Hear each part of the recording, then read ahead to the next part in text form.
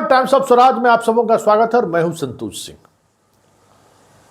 और आज हम टाइम्स ऑफ स्वराज में बात कर रहे हैं कि बच्चा राय जैसे लोग समाप्त क्यों नहीं होते। बच्चा राय जैसे लोग का फिर से इसी तरीके से अभ्युदय कैसे हो जाता है। बच्चा राय जैसे लोग समाज में कैसे फिर से उनका पदार्पण हो जाता है। बच्चा राय जैसे लोग कानून के शिकंजे में क्यों नहीं आ पाते, बड़ा सवाल है। क्योंकि याद करिए 2016 टॉपर घोटाला जिसमें इनकी बेटी थी, कितना जग हंसाई हुआ था बिहार का। मतलब पूरी व्यवस्था को झकझोर कर रख दिया था। पूरा परिवार के लोग जेल गए, सारे कॉलेजों का मान्यता इनका रद्द कर दिया गया। लेकिन 2016 और आज 2023 है, मतलब 7 वर्ष के अंदर में फिर बच्चा राय आके वहीं खड़ा है जहां 2016 में बच्चा राय खड़ा था। इसकी क्या वजह है? क्योंकि देखिए, इस देश में भ्रष्टाचार और भ्रष्ट लोगों की पर कार्रवाई होती है, लेकिन वो कार्रवाई कभी भी प्रभावी होता दिखता नहीं। उसको लगता है कि जैसे अरे आया गया। अभी साहू के यहां रेड हो रहा है ना, 300 करोड़ 500 करोड़ कितना कैश मिल रहा है, कुछ नहीं होने वाला है। कुछ होता भी नहीं है। देख लीजिए, किसी को कुछ होता है? क्यों नहीं होता? कभी आपने सोचा है कि क्यों नहीं होता है? एक से एक भ्रष्ट लोग सिस्टम में आए, कुछ दिन जेल में रहे, बाहर निकले, फिर उसी तरीके की उनकी जीवन शैली चलती है। उसकी वजह है। अब देखिए, बच्चा राय के खिलाफ कार्रवाई हुई, उनके तमाम कॉलेजों की मान्यता रद्द कर दी गई, उनकी बेटी की डिग्री रद्द कर दी गई, क्या नहीं हुआ।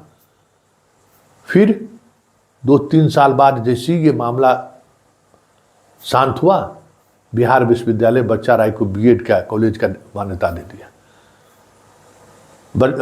आपको फार्मेसी का मान्यता दे दिया, अलग अलग नाम से कॉलेज खुला और उसकी मान्यता दे दिया। तब क्या होगा इसको? क्योंकि अपने सिस्टम में अपना जो न्याय व्यवस्था है ना, उस न्याय व्यवस्था में ये सिस्टम ही नहीं है कि जो व्यक्ति चीजों को एक्सक्यूट करता है, मतलब मान लीजिए जो मान्यता दिया उस पर कार्रवाई कभी नहीं होगी। जिसके निर्णय से भ्रष्टाचार बढ़ा या भ्रष्टाचार को संरक्षण मिला, उस पर कभी कार्रवाई नहीं होती है। कार्रवाई किस पर होगी? जो मान लीजिए हम मान लीजिए कि कॉलेज खोल लिए तो हम पर कार्रवाई होगी, लेकिन कॉलेज खोलने का जो लाइसेंस दिया हमको पैसा लेके, उस पर कोई कार्रवाई नहीं होना है।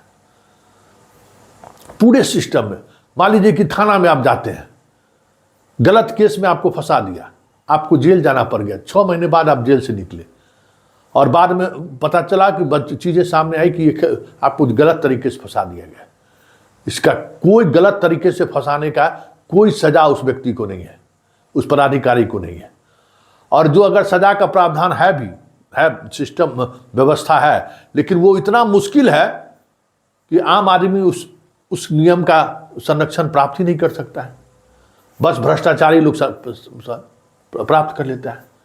तो उस वाइस चांसलर पर कार्रवाई होगी, उस रजिस्ट्रार पर कार्रवाई होगी जिसने बच्चा यादव को या बच्चा राय को फिर से कॉलेज खोलने की अनुमति दे दी? कभी नहीं होगी। यही भ्रष्टाचार के सतत जारी रहने की वजह है।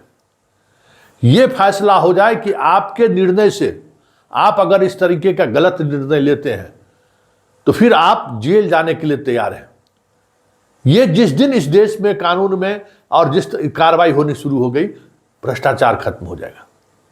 इतने इंदिरा आवास में घोटाला हो जाता है, जो घोटाला जो पैसा लिया नहीं बनाया उस पर केस हो जाएगा, लेकिन जो वीडियो साहब दिए उस पर कुछ नहीं होगा, क्योंकि वो तो निर्णय लेते हैं। ऐसे में तो काम ही नहीं होगा। इन लोगों का तर्क क्या है कि मान लीजिए हम तो निर्णय लेते हैं और हमारे निर्णय का अगर कोई आउटकम अगर गलत आ गया तो अगर हमें जिम्मेवारी तय की जाएगी तो फिर हम काम कैसे करेंगे?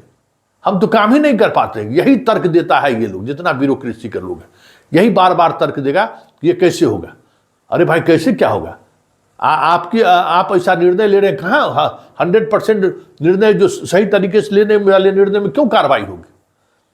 आप उनको कॉलेज खोलने की अनुमति दी, आप पर कार्रवाई होनी चाहिए। क्यों नहीं कार्रवाई होगी? आपको एक्यूज बनना चाहिए। ईडी सिर्फ उसी के यहाँ क्यों रेड करता है?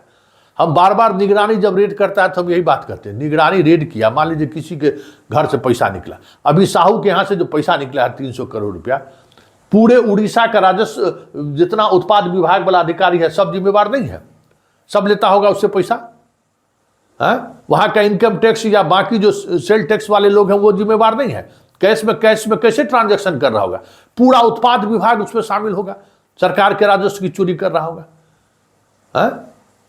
तो बस चल रहा है, मोदी जी कह रहे हैं देखिए हम तो छोड़ेंगे नहीं, अरे छोड़ कहाँ रहे हैं आप, उसको कुछ होने वाला है? अरे जो इस खेल में शामिल है उसको भेजिए ना जेल, जिस दिन इस पर कार्रवाई होनी शुरू हो जाएगी भ्रष्टाचार खत्म हो जाएगा। पूरे उड़ीसा में जो अवैध तरीके से पैसे को घर में रखने के लिए जिस तरीके का उन्होंने नियम कानून को तोड़ा है, बिना अधिकारी के सहयोग के ये संभव है क्या? इतना बड़ा जो रैकेट चल रहा है लीकर का, बिना सहयोग का संभव है? उस पर रेड हो रहा है? नहीं हो रहा है। तो फिर साहू जी जेल से आएंगे, पैसा बराबर हो, फिर कल से वही धंधा शुरू हो जाए। क्योंकि सिस्टम में जब तक जो लोग निर्णय लेने वाले लोग हैं, जो लोग भ्रष्टाचार को संरक्षण देने वाले लोग हैं, जो भ्रष्टाचारियों के खिलाफ कार्रवाई करने के बजाय उसके साथ खड़े रहने वाले अधिकारी हैं, ऐसे लोगों पर जब तक कार्रवाई नहीं होगी इस देश में भ्रष्टाचार नहीं खत्म होगा।